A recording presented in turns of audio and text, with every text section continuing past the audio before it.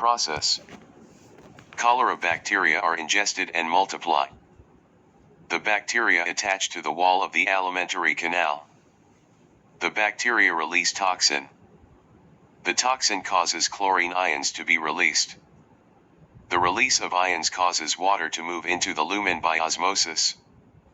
There is now a lot of water in the canal, watery diarrhea. The immune response. Antibodies. In Chapter 9, we saw that one type of white blood cell lymphocytes produces molecules called antibodies. Antibodies help to destroy pathogens. In your body, you have thousands of different kinds of lymphocytes. Each kind is able to produce a different sort of antibody. An antibody is a protein molecule with a particular shape. This shape is complementary to the shape of another molecule, which is called an antigen. Many antigens are molecules found on the outside of a pathogen. Each pathogen has its own antigens, which have specific shapes. To destroy a particular pathogen, antibody molecules must be made, which are a perfect complementary shape to the antigens on the pathogen. Memory cells. When a lymphocyte makes copies of itself, clones, not all of the new cells make antibodies. Some of them simply remain in the blood and other parts of the body, living for a very long time. They are called memory cells. If the same kind of pathogen gets into the body again, these memory cells will be ready and waiting for them.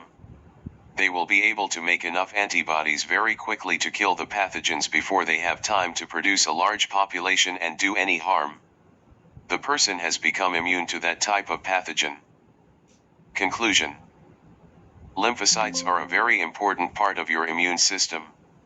The way in which they respond to pathogens, by producing antibodies, is called the immune response. The immune response involves the production of antibodies, and memory cells play a crucial role in providing immunity to previously encountered pathogens. Understanding the immune response is vital in the development of vaccines, which stimulate the immune system to produce memory cells without causing the disease itself. In most countries, children receive vaccinations at various ages as they grow up. This is to immunize them against diseases caused by pathogens. Adults can also be given vaccinations if they are at risk of particular diseases. Vaccines contain weak or dead viruses, or they do not cause a fully developed case. Some vaccines present their antigens like complete viruses or bacteria, but only the introduced ones. When pathogens or their antigens enter the body, they are recognized by lymphocytes, which are complementary and make antibodies. These cells, after play, produce antibodies just as during a real infection. They also generate cells that give long-term immunity.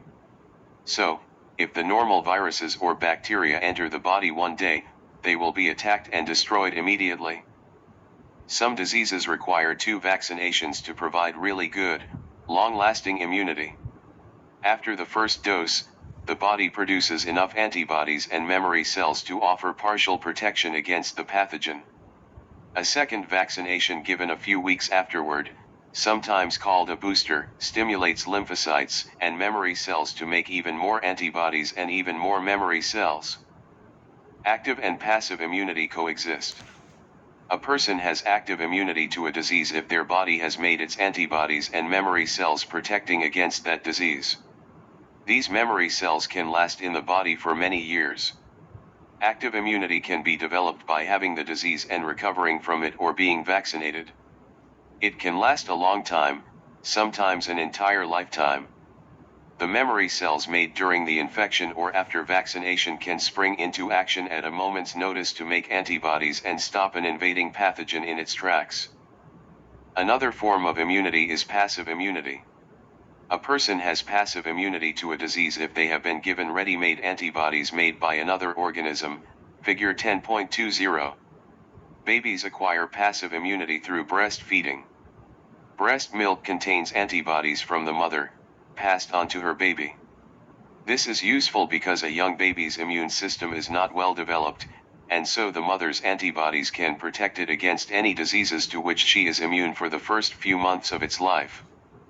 Keywords: Vaccine, a harmless preparation of dead or inactivated pathogens injected into the body to induce an immune response.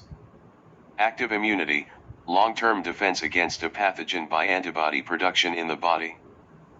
Passive immunity, short-term defense against a pathogen by antibodies acquired from another individual, such as from mother to infant. Another way of getting passive immunity is to be injected with antibodies that have been made by another organism.